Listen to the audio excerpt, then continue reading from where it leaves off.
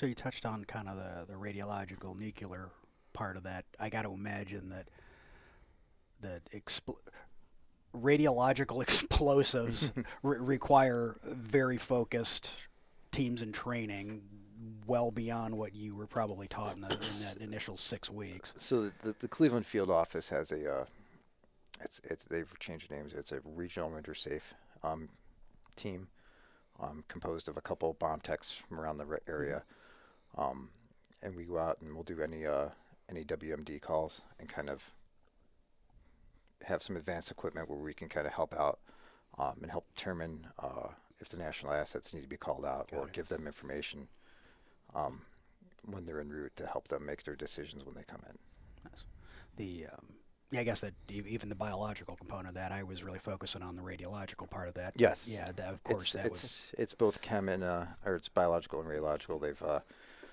That's more advanced training that we go through for that back down in Alabama, and then they come up here, and that's actually a really really interesting program. Do you guys have constant monitoring equipment? Like oftentimes firefighters, EMS will have like CO devices on them that constantly monitor CO, and like do you have equipment on you that's monitoring for like explosives? And so it's we don't really have explosive monitors on us, but like if I go down on in a bomb suit on a call, or we send a robot down, we'll send a radiation monitor on it just to see if it spikes or anything like that. Nothing. You guys have like they've got sensors for like I think of like hydrocarbons, right? Like like a 5-gas me. No, we don't have anything like that. We can grab whatever we want from a hazmat team, but on our trucks we mostly have radiation detection equipment and that's and some X-rays and some stuff like just that. Just you in a suit. Just you in a suit. Yeah. So generally the call-outs that you're going to, I mean, how often are they malicious in a tent? Like, is this usually like I found Grandpa's old stash of World War II stuff and I don't know what this is? We get a lot of Grandpa brought this back from World War II, or we've got some stuff from I think it's Camp Garfield now, the old Ravenna Arsenal. Ravenna Arsenal, yeah. People have worked from there and brought stuff home. We get a lot of that. We get suspicious packages. We've actually had some ordnance from the Canadian Navy wash some marine markers that they used to mark in the lake that wash on shore. Which is interesting. There's actually a phone number on one. We called it. We're like, there's no way they're going to answer. It was like second call, like, hello? I'm sorry. Yeah. Hi, Canada. We have your stuff. They were really good to work with. We have a lot of the homemade fireworks labs. We deal with those frequently, which are really, really bad and really dangerous. I think it was a couple weeks ago, I know one blew up in Ohio, not in our area, but around here. But I think it was about a year ago we had one in Ohio. That's to say, regionally there was a fatal. Yeah, there was one in Wycliffe. I think it was 2 years ago. Oh, has it been that long already? Yeah, a year or two ago. But we deal a lot with that. Suspicious packages, dignitary protection. So if the president or candidates or VIPs come in, we do the sweeps, and we'll be on standby for them when they're around. That's the majority of what we do. But before we jump into the fireworks a little bit more, but just go on the military ordnance. The one thing that just was eye-opening for me being around is just how much military ordnance there is out in the world. Yes, and it's just like how. Every time you're around, it's just like, where, how? But who's never been to a flea market and seen some of that stuff? Yeah, and some of it's so we just were at a flea market 2 weeks ago, dealing with some of it. So that's really been surprising. And again, I guess I almost can I get it. All right, somebody stashes a grenade in there, or somebody stashes this, stashes that, but giant mortar shells, though, the 155 that you guys found. It's like, how does this stuff? But it's out there. It's out there. Yeah. And what you got there? Nothing to see. Nothing to see here, right? Yeah. You kind of tongue in cheek made a joke about getting in trouble for disposing of stuff at a local quarry, and it kind of angering the people in the neighborhood. They don't realize this stuff's in your neighborhood. Yeah. It's out there. And that was crates of stuff that that were being disposed of. It's out there, you know, and like if we have to blow something up, you know, we have our ranges where we do ours at in the eastern half of Lake County, and we really do try to keep it like calm. We're not just out there to be like, hey, let's see how much we can blow this up and how loud we can make this. We try to keep it calm, be respectful of the people out there. Even with the stuff at the quarries, when the Air Force comes out and does it, I mean, people don't realize like we bury that stuff with a lot of dirt and really try to keep the noise down. But I mean, it's better to go off in a quarry than in your neighbor's barn or your neighbor's house. That's exactly it. I mean, I was there when some of those locals were like, well, why'd you take it somewhere else? It should blow up on the road and wipe out your community? Come on, man. Yeah, it also depends. Like, that's another thing. Like, how is it safe to move? Can we move it? Is it so deteriorated that we can't move? Is there a fusing system on it that doesn't allow us to move it? You know, so we do the best we can. We try to be respectful of everybody around here, and sometimes things are just loud. You know, we don't try to make it loud. We're not trying to do that and scare people. But so I generally imagine that 90% of the time this is probably residents finding something, calling their local 911 or fire department saying, "Hey, I have something." What do you want from the fire side of things? If we show up and we see something, you want us to try to get pictures for you real close, or do you want us to? Yeah, I mean, so the main Poke thing it with a stick. Yeah. Now this is a leading question. We've had people do that before. Taste it. I poked it and it didn't blow up, so I think it's okay. Yeah, I kicked it for you already. Thank you. We've had like for us, it depends what it is. It depends on the situation. Like we always have the line that if it's happy where it's at, leave it where it's at. You know, if it's submerged in water and it's just sitting in water, like we had the Canadian ordinance, it's just floating in water. You know, we put it in a bucket of water because it's happy in the water. You don't know what's going to happen if you take it out. If it's safe for someone to get a picture of it, or someone already did, usually people walk up and just snap a quick cell phone picture of it. If it's safe and you already have, yeah, sure, you can send it to us. If you haven't go down there, just don't go back down there. What about if a fireman goes up next to it with the radio to say, "Hey, it's okay"? Yeah, that's bad. Radio waves, especially for for IEDs or improvised explosive devices. I usually do a demonstration where I take a Christmas tree light bulb and I just kind of break the wires off of the end of it, and I put it by one of our police radios and I key it up, and it'll light up. It'll light up the Christmas tree light bulb, which is bad because you can put that light bulb into a variety of different explosives, and just that light bulb lighting up, I'm sorry, if it's cracked open lighting up, it'll set the explosive off. Yeah. And induced current's real. Yep. Yeah, and every time you go down there, everybody wants to go, oh, look at the package, you know, and they're all like calling the chief and everything like that. And you're like, yeah, it's just not a good thing to do. Just leave it alone. If you don't have pictures of it, don't take pictures of it. We'll handle it, you know. We can go down there with the robot and take all the pictures and videos we want with the robot, and we won't have to put anyone in harm with it. Don't take your vest off and put it on top of it. Yeah, I know everyone tries to help us out, but sometimes it makes things more complicated for us. Yeah, I've had people do that. I've watched you have to go remove a vest from a device, from a hand grenade. Yeah, added complexity didn't need to be there. Yeah, now I'm like, I don't know if there's a pin in it. I don't know what's going on. I don't know if you just knock the pin out by putting your vest on it. Like, I don't know what to do. We've had people do that, and like we always tell people, just leave it where it is. I've had a guy take copper blasting caps, so when they deteriorate, they become very, very, very unstable. So he took him out of his house and put him next to his giant propane tank outside. I'm like, man, I brought him out for you. Yeah, you could have just left. Of all the places. You just could have left him in your garage. You could have just pulled the car out, you know. So if you find let's say it's a grenade, say it's whatever, suspicious package. Mm-hmm. You can't see in it. How do you guys figure out what you're dealing with, so you can decide how to best attack it? We have X-ray equipment on our trucks, so we can X-ray like anything within a minute or two. And actually, we're getting some more advanced X-rays coming next month, hopefully. A new digital system, which will even speed it up even more. You just get instant X-rays in like a tablet, and we can go right through the package and see exactly what we have. Take it from multiple angles in the software we have.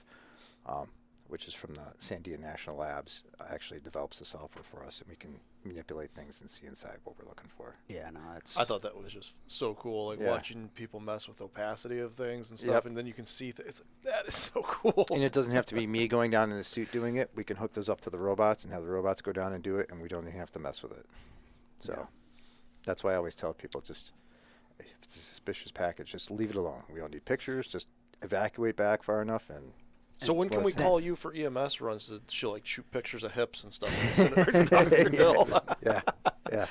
I think their call-out time is going to be a little bit longer than their transport time. Yeah. Probably just transport them. Yeah. But that does bring up an interesting point, because you have said capability. Sometimes you're called on by other law enforcement, other public safety agencies for that capability. Yes, we've X-rayed. I've X-rayed cars that they thought had drugs in the voids of the cars. I've X-rayed. Actually, through the X-ray process, you can sometimes bring back serial numbers and firearms that have been destroyed. I've done that. I'm trying to think what else I've had. I've X-rayed just all kinds of things. If you can think of a reason that's going to help you to X-ray it, you can call us, and if it's something that's in our capabilities, we'll try to help you out.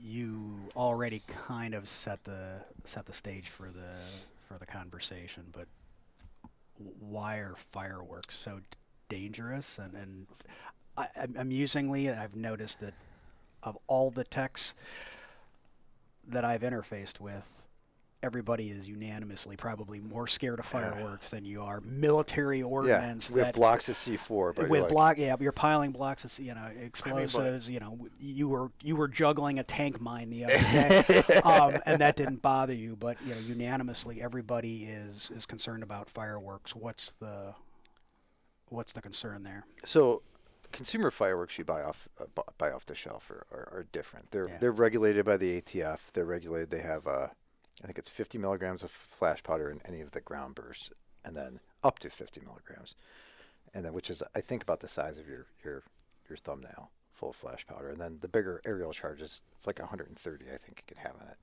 and that's regulated by the ATF because it's designed to. But that's the consumer stuff, not the professional stuff. That's the consumer stuff. For professional stuff, you have to have a license. Yes. The professional stuff you see at like Menner's Fireworks that has pounds of flash powder in it sometimes, up to like a couple pounds I think.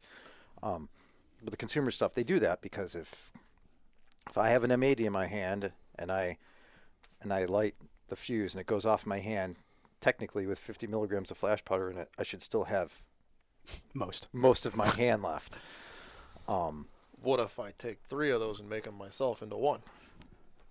Well, then, yes. Then that's where I think it gets a little scary. That's the problem. And even when you go to a fireworks store, if you see like something the size of this tumbler that says M80 on it, M57,000 on it, it's still going to have 50 milligrams of flash powder in it.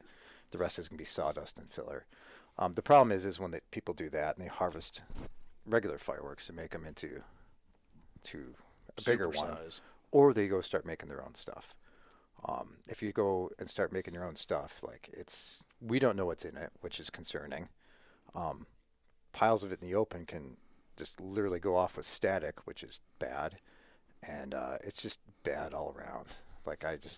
Completely unpredictable. It's completely unpredictable. Yeah. It's the number one thing that injures bomb techs and kills bomb techs in the country is this, and it's just I don't like dealing. Are there a lot of homemade firework labs out there? Yeah, I'm sure there's. I'm sure someone listening to this right now will probably know someone who's doing it. And I guarantee it. We had a guy, in one of our areas that was making it, and I'd say probably every couple of years or once a year, we unfortunately get one that's found where someone gets either injured or is killed at making their own fireworks. It's just bad. Just to kind of put some contrast, but just to understand that bomb truck that blew up and leveled a city block. That was in L.A. It was in L.A. I think that had homemade. I'm not sure if it was consumer fireworks or whatever, but it was fireworks. It was fireworks regardless of it. And it actually blew up and blew the truck up. Obliterated the. Which ironically is the same bomb truck you guys house, right? It's very similar. Yes, it's very similar. So. I think that worries me too for like on the firefighting side. I'm sending guys into a residence. We obviously don't know what's in there when we're going, unless for some reason we've had an opportunity to run an EMS call there recently.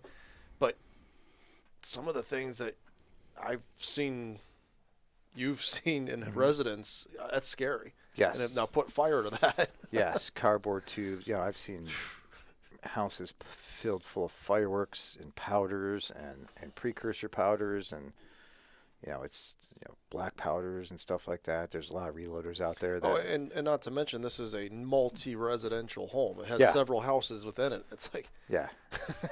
There's sometimes sometimes our call-outs are in the middle of nowhere in Ashtabula where you're like, okay, I get it, and sometimes they're not. They're in highly populated areas, and just kind of have to figure out what's going on with them. Well, AJ just sent me a story from about a week ago out in Liberty, Ohio, which is out towards the Youngstown area. There's 1 dead and 2 injured. And that was from a fireworks explosion, making homemade fireworks. Like a lot of that, and like people go on the internet and look at all these stuff, which I don't recommend doing. A, because it's illegal to do it anyway. But like I've gone to these homemade explosive schools with these FBI and ATF chemists. They're like the top chemists that do this, explosive chemists in the countries, and they're like, nah, we're not going to mix that. Or if they do, they'll do like just a tiny little bit, like half a gram. Otherwise, I went down this rabbit hole on Reddit not long ago where it was like homemade black powder forums, and I was like, no way. Yeah. No way. You're on a list now. Probably. Yeah, you probably are. Well, you're. Here's another entry on the list for you now. Yeah. I saw you moved up higher on the list. I guess that leads. Sorry, not to interrupt you, but another question would be like, if you do find this type of stuff at somebody's houses, you're still a detective. Like, are they in a lot of trouble? A little trouble? No trouble? So, I'm a detective in Mentor. I'm not. My jurisdiction is Mentor. If we find it somewhere else, I don't have any arrest powers to do anything else. It's all up to the jurisdiction that's it's found in, or if it becomes something federally. Some of these things, it depends what you're doing. The feds might get involved with it. So, I mean, you could be in trouble. You could be charged. Is there a weight of explosive material that the feds do get involved? Obviously, if like you've got C4, which I'm not allowed to have. Yeah, they're probably gonna have some questions for you on that one. Yeah, if you have an M80, we'll probably ask you a couple questions. You have a couple bricks of C4, so you're gonna get a knock on the door by some federal agents. Oh, what I was going to say is about fireworks. I was watching a documentary about fireworks, and the way that they professionally put fireworks together, they literally have this one place, everything's segregated. So, like, you're hundreds of feet from one another in a small building that's not going to create any pressure. So, in case there is an explosion, if there is an explosion in that, it doesn't create a huge pressure inside. And it's far away enough from the other buildings that it doesn't set off a cascade of actual explosion. So if people are storing large amounts of this inside their home, and I'm pressing together an explosive material here, and my stockpile of my 55-gallon drum is right there, that's usually what happens too. Yeah. And that was the case in that couple years ago in that garage. We kind of don't really. I mean, we can assume what happened in that, but yeah. And it doesn't take, explosives are like, I don't think people realize, just, you guys have been out during when we've done some shots. It doesn't take a large amount of explosives to create a big bang. And we have, for our safety, we have blast pressure sensors where we're at to make sure that the PSI is 0 where we're at. But, up close, and especially in confined spaces, like if it's the pressure wave, like even in this room where the 9-degree angles are, like it's going to bounce off those angles and multiply and come back and hit you. So you're going to get blasted a couple times. Well, the pressure waves are probably causes the most damage, not necessarily the shrapnel putting holes in people. Correct. It's going to be the concussive force that blows out your eardrums, but also blows out your lungs, right? Blows out your eardrums. All your hollow organs. Yeah. Yep. Yeah. So we take a lot of precautions in doing that and trying to put, the pressure sensors out. And that's another thing with these homemade fireworks and stuff is, they'll take these giant homemade fireworks they make and they'll go light it off and stand 10 feet away. And then, you're getting a huge, if you can feel the blast wave, you're probably too close. Way too close. Yeah. It's not like the movies. But that's the best part. Yeah. A little bit's okay. I get it. I don't know. You're talking a long time ago, but when I was like 15, 14, my family was doing Civil War stuff, and so I was doing the reenacting, and Man, I could you're go, old. I could go as a 13, 14-year-old and buy a can of Triple F powder from anybody there, and I mean, that's amazing to me. That like how dangerous that actually is. I mean, don't get me wrong. There's a lot of people out there that abide by the rules, and the rules are put in place safely, to keep people safe. But there's a lot of people that don't abide by the rules because everyone wants to make it louder and bigger and better, and that's when injuries happen and accidents happen. If one is good, two is better. Yes. Again, I guess that came back to like what I was kind of asking. Like, this isn't really somebody with ill intent. It's maybe just not thinking it through, or there's a lot of people that are like the majority of our calls are from fireworks and people that have had accidents with fireworks where they've blown their fingers off or done stuff like that, and we have a mess of powders. We have to go figure out what's going on and clean up and stuff like that. There's not that, and luckily in this area there's not that many like bad actors that are out there trying to like, haha, we're gonna get the right. There's not that many of them. We have had some IEDs before, but most of them were people, playing around trying to see how big of a boom they could make in doing it. We spoke a little bit about the truck. Yes. Right. What does the truck do, and with that big the big ball, probably the big ball on the back, right? Probably another thing very synonymous with a bomb tech or a bomb squad is a big sphere or a big container getting towed behind something. What's the purpose of those? So that's our total containment vessel. So we can actually detonate charges in there. It'll actually you can actually put chemical and biological weapons in there too and detonate them, and it'll stay in the vessel. And we can take a sample out and give it to our federal partners to sample. That truck, our truck will handle up to 15 pounds of C4, which is a lot. But to think about before when you guys were talking about how one leveled a town block because they put fireworks in it, but it'll take up to how much C4? 15 pounds. That's a lot. Each block contrast that mentally, right? Right. Yeah, every block of C4 is 1.25 pounds. So you can do the math. Well, not only that, not only to take out that containment vessel, it took out a block. Yeah, but how much did they put in there? Like knock houses off of foundations. It didn't level everything, but it broke out windows and cracked foundations. They just stuffing it in there. Like, give me more. I wasn't there, so I don't know. I'm not going to comment on something I wasn't there on. So something went wrong. Yeah. What is a normal response with this team? Obviously, that truck comes for we have that truck. Transportation and the containment if necessary. What other general tools come on? We have another big command truck. It's like a big 30-some foot box truck. Both the bigger trucks have robots on them, large robots on them. They're both actually equipped so they could each go on a call out if they had to, which has happened before. They have bomb suits. They have X-ray equipment in it. They have radiological equipment in it. Those two trucks will come, and then we have a third pickup truck that's got another small little like recon robot in it.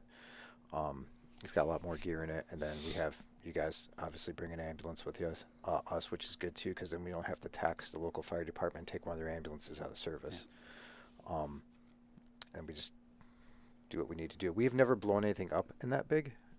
Our containment vessel. We're lucky enough in this area. We're not LA. There's not like no place to take it. There's plenty of places to take it. Yeah, there's plenty of places to take it out here, especially if we're in Geauga County or Ashtabula County. Usually if there's something needs to be blown up out there, I'll be like whose field is that? Yeah. And contact them, and it's always like, I'll just use my field as long as I can come watch. Watch. Okay, give me a photo. Yeah, that's fine. Yeah, come on so out. I think you brought up a valuable point too, like taxing the system. Like this is not a hurry up and get it done situation. This is very much so like hazmat, where it's slow down. Mm-hmm. Let's take this one step at a time. There's very few scenarios where it's going to be a very hurry up situation for us, and they're very rare to happen. Most of the time, it's going to be let's sit down and come up with a plan of the best way to do this without hurting ourselves, hurting the public, and just getting it done safely. What kind of stuff can you do with the robots? So you can do just about anything I can do. We can do metering with radiological gear. We can do metering with 5 gas meters. We can put hazmat gear on it. We can do recon with it. We can pull it. The bigger robots each have two 12-gauge shotgun barrels on it. What we do with those are we fill them full of water or different shots, and we can open up a briefcase with it. We can open up a backpack. We can open up a box with it and take the shot and open it up so we don't have to go down there with it. We can, what else can we do? We can x-ray with them and just, you take a shot down there. Or maybe we have to go down there and actually use a different tool and place it down there and blow it up. We'll just send the robot back down to check it out. I like when we go down to, we try to plan areas of egress and stuff that we can approach. If we have to go down there manually, we'll kind of look around, see what the best way it is. Check out for booby traps, tripwires, just about everything you can think of. I want to come back to that water thing, but I watched two of your colleagues with two robots hold a pressure vessel, and while the other guy unscrewed the cap, 200 feet down a road, out in the middle of the road with two different robots, and that was. Although they bickered and argued the whole time, they got it done. They really did a fantastic job, right? And it was just like, was someone saying rotate? Yeah, but again, it was very clever. It's like, how do you make it not a bomb? Take it apart, and they just went out there and unscrewed this cap, and made it not a bomb in the middle of the road. And they did a splendid job. It's a lot easier it's a lot safer for them to do that. 100%. Guys, and if one of those robots gets blown up, it gets replaceable. They'll replace it. It is what it is. Like, what's your call out time? Like, you typically get a call, you guys are there within an hour type of deal? It just depends. It depends where it's at. Sure. If it's in Conneaut, which, those usually just come out in the middle of the night in Conneaut because it's the farthest away. It's just got tucked into bed. Yeah. It's a good, it's going to take us, usually what we say, it's going to take us 45 minutes to get everyone to the building at least. Yeah. And then wherever you are away from Menor, it's drive time. So, and those trucks, they're big. They don't go very fast on the freeway. Depends on who's driving. They're governed. Yes. Found that out. And probably only rushes to clear the area, right? Yeah. Once if there's no immediate danger and the area is evacuated, time's on your side. Yes, we've been on call-outs before where we've had actually was with a federal agency, someone making homemade fireworks, and they were doing it in the middle of the woods, and we went out there and it ended up being out there at like 2:00 in the morning, and we're like, why don't we just do this in the morning? So we just literally drove away because it's much safer to do it in the light than walk through the woods. And just posted a couple police officers out there and kept the area safe, and went out there in the morning when it was light out to see what you're doing. It's just there's no really rush. Like 99% of our things, there's no really big rush on it.